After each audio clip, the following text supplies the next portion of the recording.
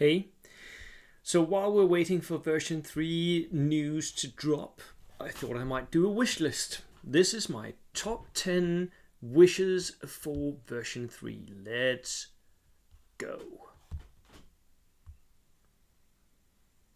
Just a sec. Trying to find that damn PowerPoint. Here we go. My top 10 wishes for version 3. Number 10.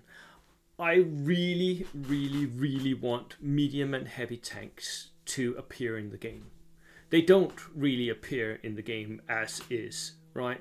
They're not really a thing. You don't see them in competitive play at all. Well, you might see someone trundle out a heavier tank for a friendly game, or you might see like that one person that tries to make a heavy tank Death Star usable and fails miserably. So I really want to see them be useful. And there are several ways you could do that, right? You could make them more killy.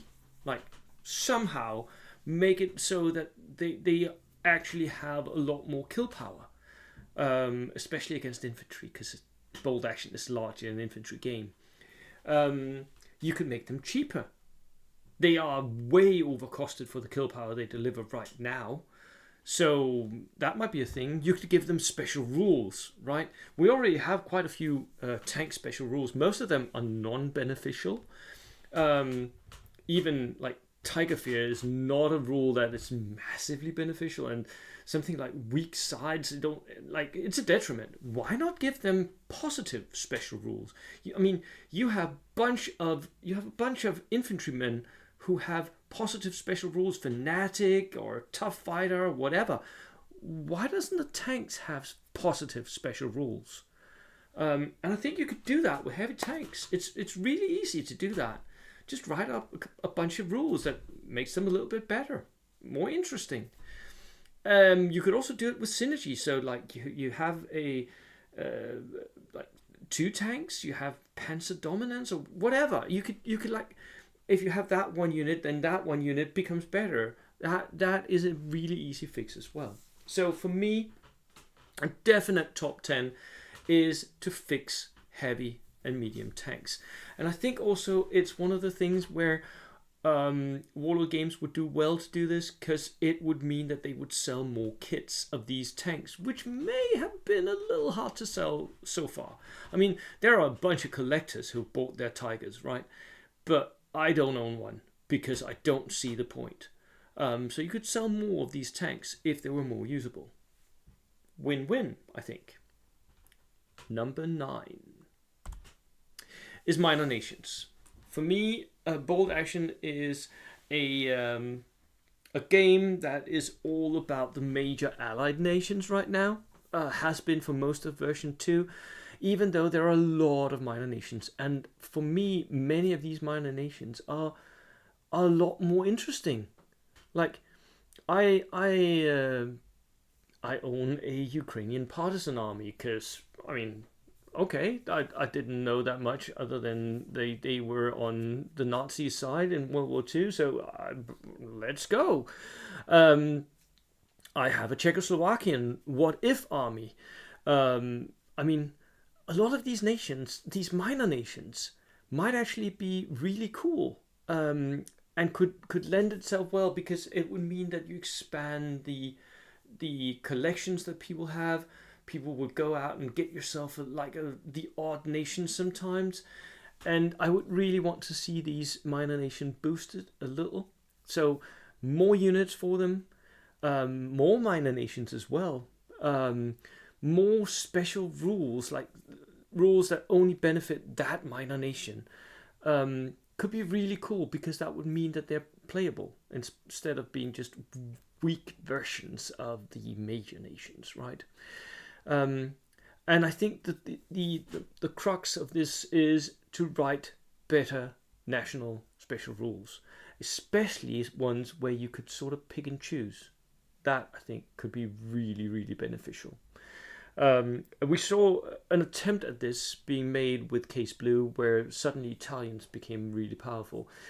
And Hungary became interesting again. So there are a lot of these minor nations that, with a little bit of tweaking for the national special rules, could become interesting, could become playable, and again would benefit Warlord Games' sales. So Warlord Games, if you're listening, sell more minis, at least to me. Yeah. So that's my number 9. Number 8. There are some units that need a rework. And I mean, we may not all agree on which units. I mean, but the units that we hear people talk about, like dog mines. Dog mines are just overpowered for what they were and how they worked in real life, right? And it's an easy fix. Just make the dog mine a mini that you can shoot. Make it an assault. Then it's not worth anything all of a sudden. It's a really easy fix. Anti-tank guns. Nobody brings anti-tank guns to tournaments. Why? Because they don't work, right? You have one shot and the enemy has cover, so you're not going to hit it. In real life, anti-tank guns was a terrifying prospect to face for tanks because they would typically lie in ambush. You couldn't see them and they would just wait there and then kill you. So something needs to happen. Grenades. Like, who brings anti-tank grenades? Well, someone who has a weird plan, but typically no one brings anti-tank grenades. Why would you? The SS units, real life, they were terrifying, evil, and in many respects, like the fanatic was more or less inbuilt in the SS units. In the game, they're not really that fancy. I mean, they need a workover. Hanomaks as well. MMG teams, god damn it, they don't work. A lot of people complain about Gurkhas. I don't, because I play Gurkhas, right? Or flamethrowers, or multi-rocket launchers. So there's a lot of units that either don't work or are slightly overpowered, overcosted, that needs a redo somehow. And a lot of these, if you could address some of them, if Warlord Games would address some of them, I think that would be really beneficial for the game. At least address the point costs of these units, and we will see them being used more, I guess. Number 7. I would ideally want there to be more tactical choices. That's what I enjoy about the game here. That's the tactical choices. That what, like when you sit there, do I go down? Don't I? Right now, the places where there's grit is how much cover, how much range does the weapon have? Are you down? Have you moved? That is the 5 sort of variables that you can pick and choose from. I would love it if there were a little bit more. Maybe not many, because I don't want the game to get over complex, but just a little bit more, I think. So why not perhaps introduce units that could shoot and then move? You already have it with one unit. Shoot and scoot is something for, I think it's one American tank that has that special rule. That could, I mean, broaden that out a bit. Have people shoot and then move back. That's another tactical choice. That's cool, right? Or you could do like hip shooting while you're running. Really bad at hitting, but you're just spray and pray, right? Or you could have suppressive fire where you're shooting into one area and it's not an ambush, but it's just like you're forcing units to go down or something. I don't know. So different choices, different tactical choices. I think a few more would be nice if you could figure out how to do that. And the same goes actually for combat, close combat. For me, close combat is way less full of choices than shooting is, actually.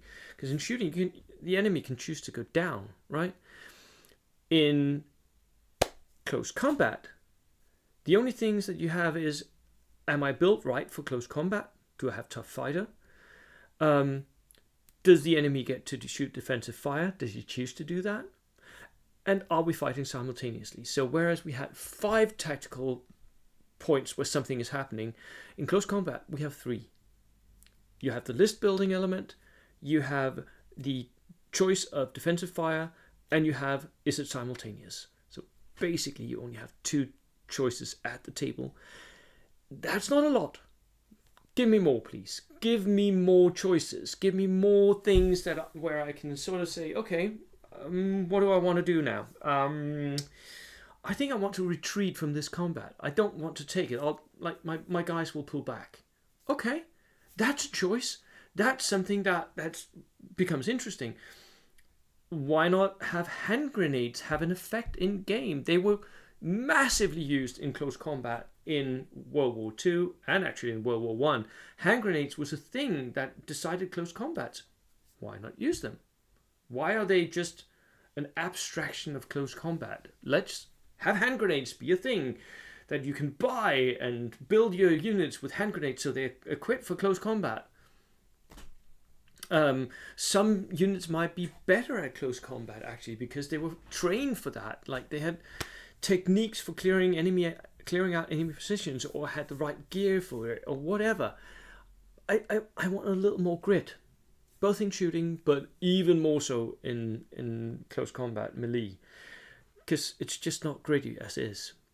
I like it that it's decisive. Don't get me wrong, I really like that. That's one of the things I enjoy about bolt action, so I don't want them to take away the decisiveness of close combat, although I know a lot of people would like that to go away.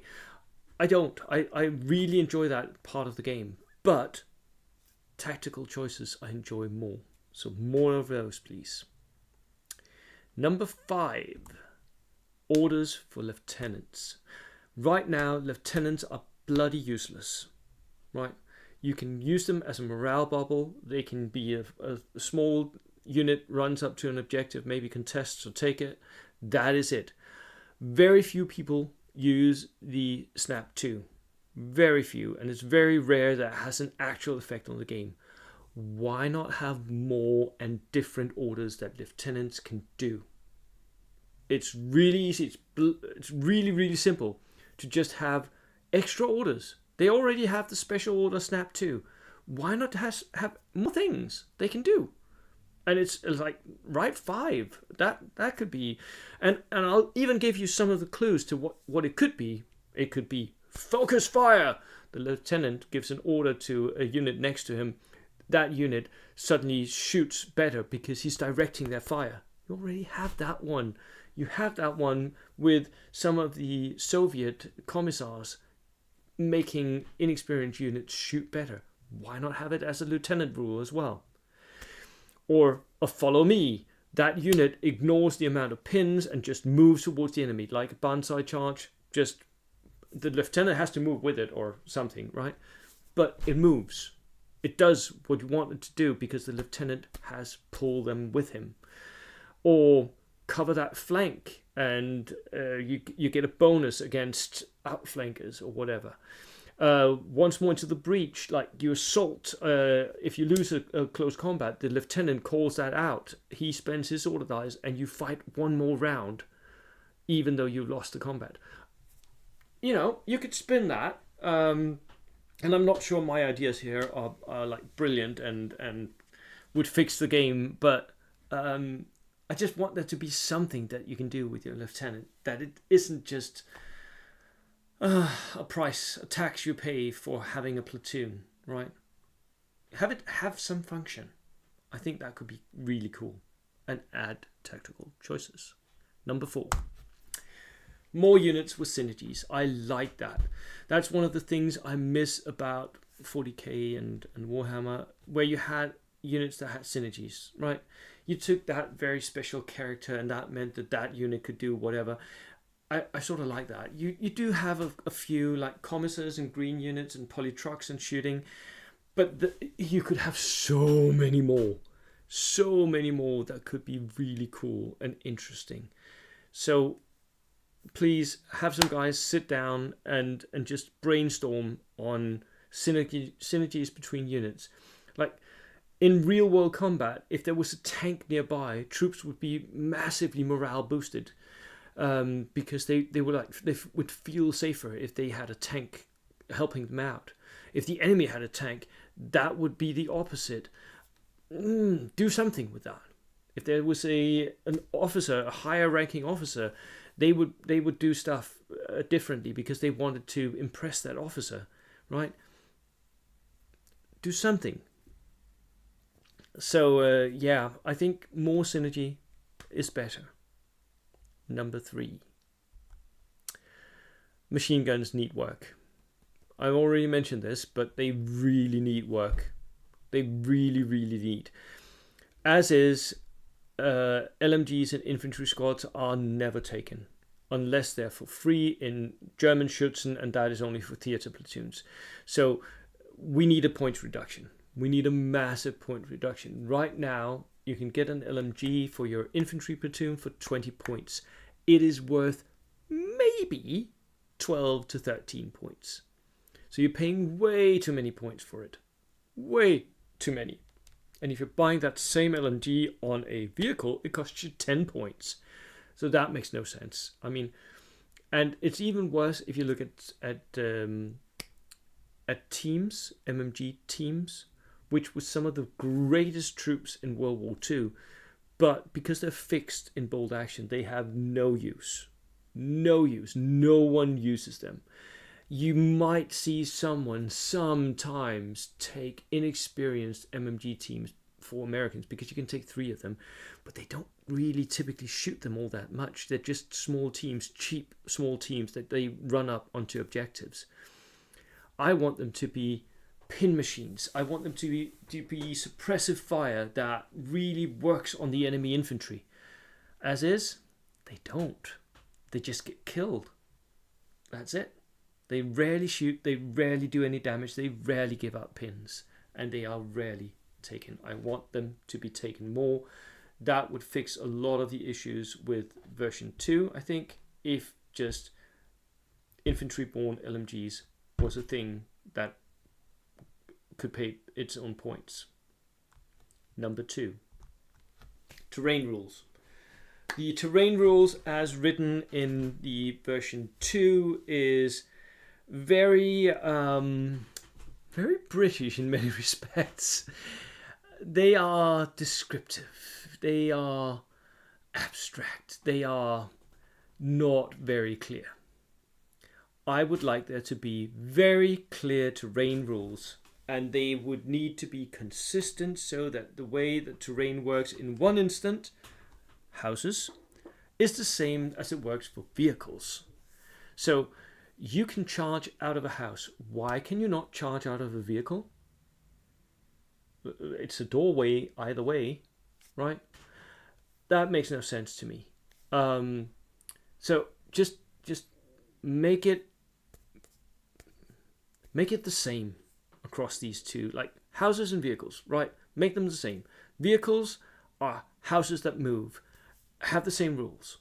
Otherwise, I think that would be beneficial. And I think someone needs to think about houses and the different floors that houses typically have.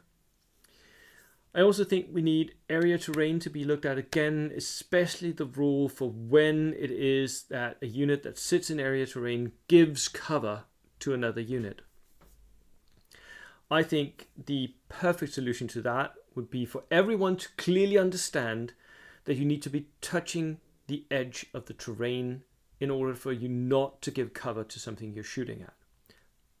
But, which is a benefit to you, right? But if you're touching the edge of the terrain, you can be charged from 12 inches.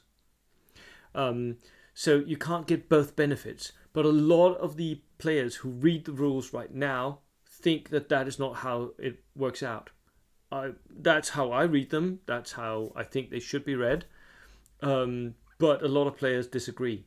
So I think we need very clear area terrain rules as well. Also for when you can run in advance, because you can give a run order to units that are in area terrain. They can't make a run move, but I think there's a difference between a run move and a run order. Because you can give an assault order to units that are in area terrain. It's in the FAQ. So why all this messing about with you can give a run order, but you're limited to... No, you can give a run order. Just separated. You can give a run order, but in area terrain, you can only move at an advanced rate. Pretty easy fix, right? There's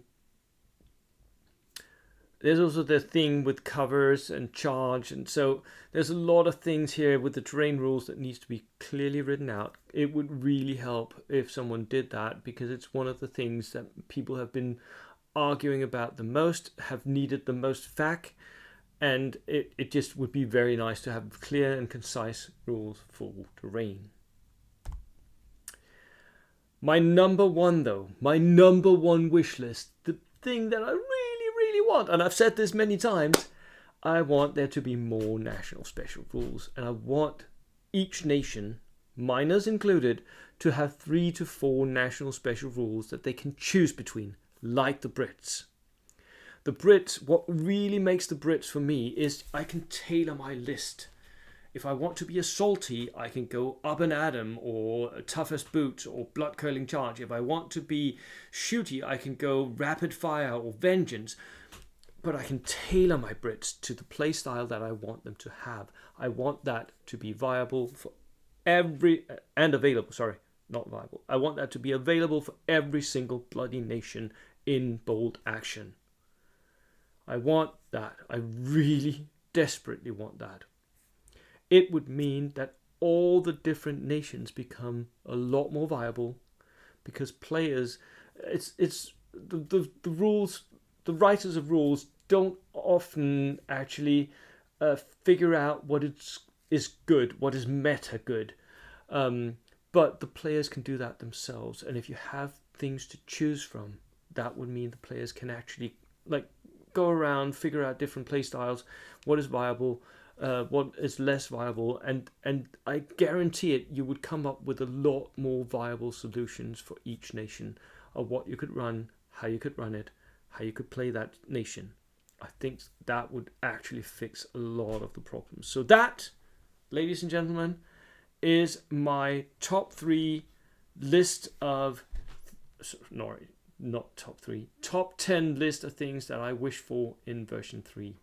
Let me know in the comments what you want, and I will see you in the next video. Cheers.